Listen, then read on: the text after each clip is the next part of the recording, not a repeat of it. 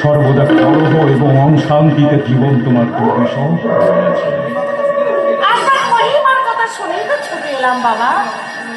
জানেন বাবা, জানেন আমার বড় ছেলে কোথাকার একটা নষ্ট মেয়েকে এ বাড়িতে ঢুকিয়ে এ বাড়িতে অশান্তির সৃষ্টি করেছে।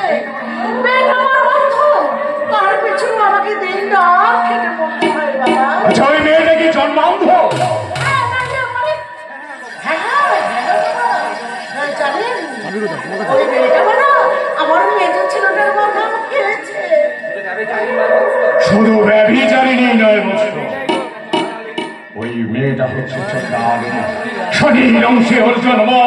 ওখান থেকে তোমার না পালাতে পারলে তোমার সংসারে কোনোদিনই শান্তি ফিরে আসবে না। মেয়েটা যেভাবে করে সংসার থেকে দাঁড়িয়ে আমার সংসারে শান্তি এনে দিলে বাবা।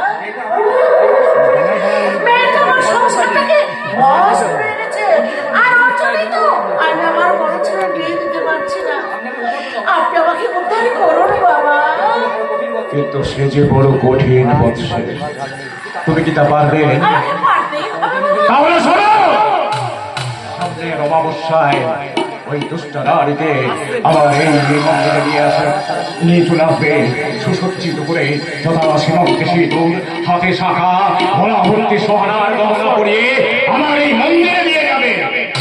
আমি তার সকল পাপ, সকল শনি তার মন থেকে একদম মুছিয়ে দিয়ে তাকে আমি খুঁজে করে দেব। তাই হবে বাবা, তাই হবে। কিন্তু সাবধান নারী, খোলা খুলেও জানো কথা কেউ না জানতে পারে। কেউ জানতে পারবে না বাবা, কেউ জানতে পারবে না। এবার তাহলে আমি আসি বাবা। চক্রাবৃত গ্রহণ করো।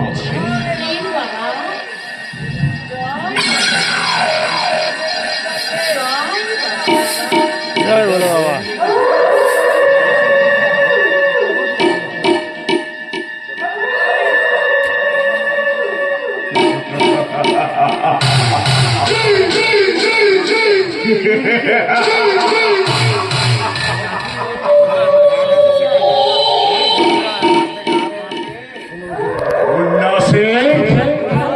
তুমি এবার অন্য পূজার জন্য তুমি এবার প্রস্তুত।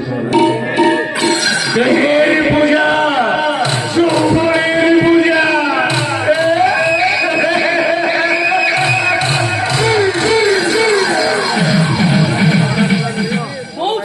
লেগে আছে ওই সালা পলাশপুরে এক মালদার বলে একটা নতুন পার্টি নজর করেছে। তার চত্বরটা কেন করে নেব? সেই ভাগ্যহীন, তুমি আমাকে বলো। নাম বচ্চন সিং। বচ্চন সিং? হ্যাঁ গুরুদেব, আরে এলাকায় নতুন আমদানি। ওই রাস্কেলটার উপর নজর রাখো, কোথায় থাকে, কার আন্ডারে কাজ করে।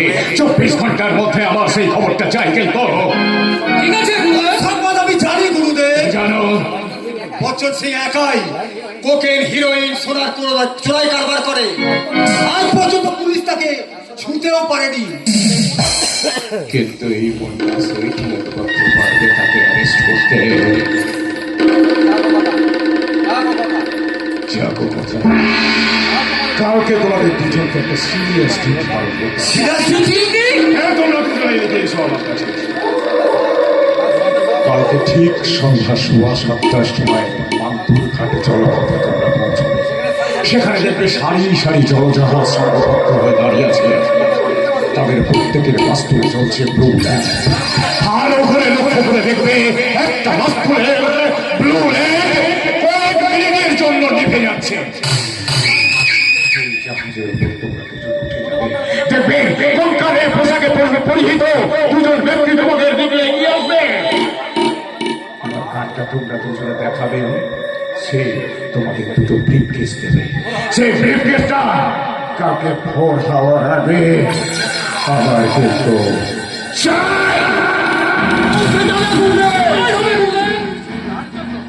তার জন্য অবশ্য তোমাদের এমনি ফ্রিতে খাটাবো না।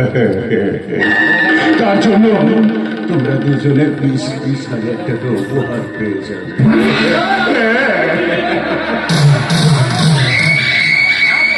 আর তা যদি না পারো, তোমাদের এই লাশ দুটোকে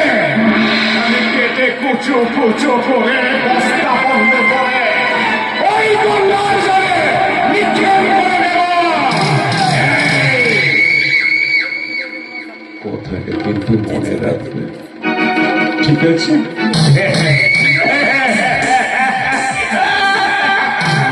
মনে রাখবে।